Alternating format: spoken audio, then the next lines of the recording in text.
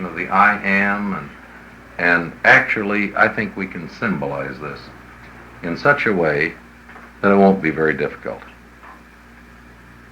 At least I hope to get your ignorance as well unified as is mine. If your ignorance is unified, you're comfortable about it, you know? It's ununified ignorance that bothers you. Have any of you read well, I know you've all read these three papers. Do you find them difficult? Well, they're not the easiest papers in the book. I think the story of the flight to Egypt by Joseph, Mary, and Jesus is a little simpler of comprehension.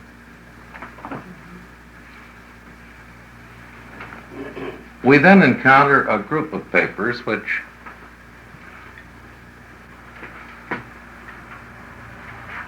I think have to do with the ministry of deity. It pertains to deity as it impinges on human experience. There are four fascinating papers dealing with thought adjusters. Fragmentations of the nature of God. You know, God is kind of hard to understand. When you think of him as having levels, pre-personal, personal, super-personal. I think of the best way I can think of a thought adjuster is like this. Let this card symbolize God. There's a thought adjuster. It's a piece of God. It's not all of God. But from a qualitative standpoint, it's God's nature, as that little fragment of that card is of the nature of the card. In the paper someplace emphasized that. My practical religious life, very frankly, I don't take up very many problems with God. I'm a little bit abashed.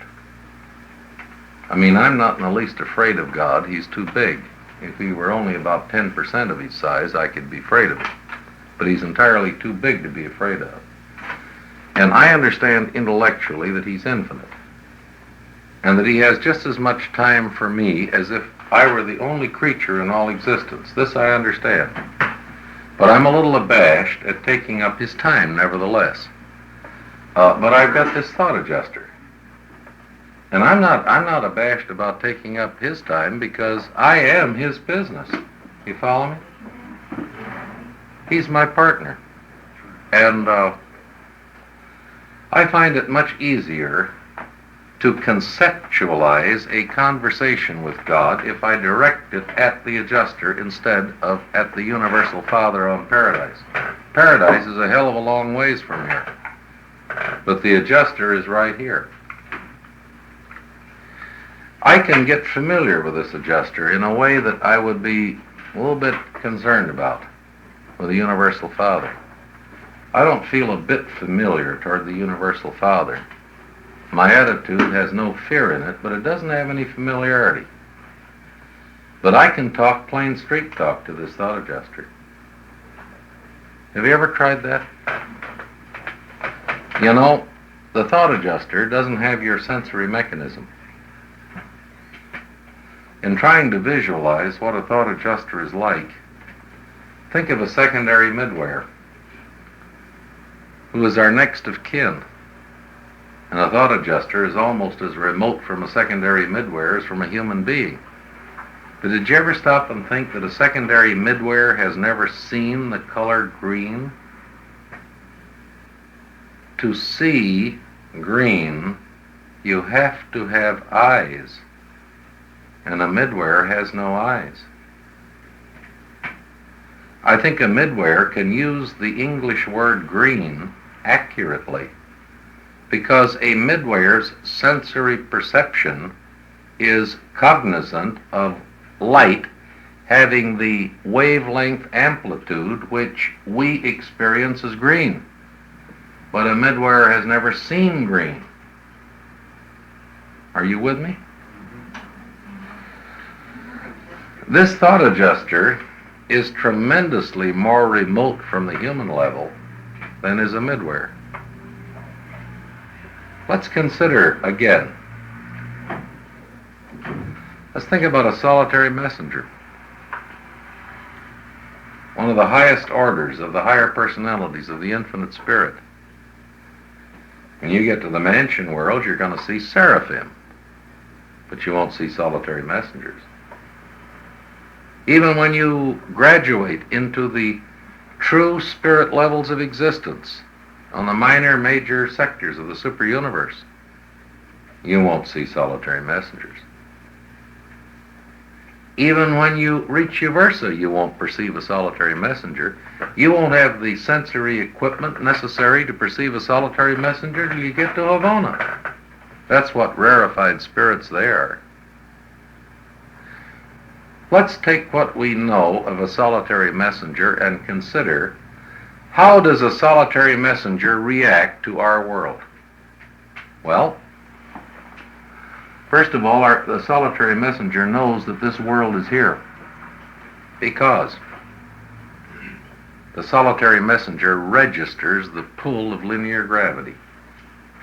The solitary messenger is acutely conscious of the physical mass of Urantia. Number two, this solitary messenger, I think, is cognizant of the surface of Urantia. Because you know what the solitary messenger perceives of the human race? The adjuster presences of the indwelling adjusters, and that's all. I don't think we register on the solitary messengers.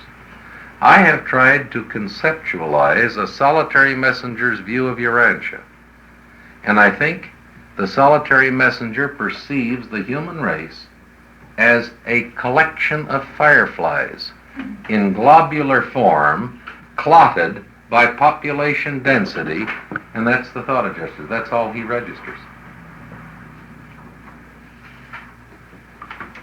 I think the solitary messenger also perceives spiritual orders of existence.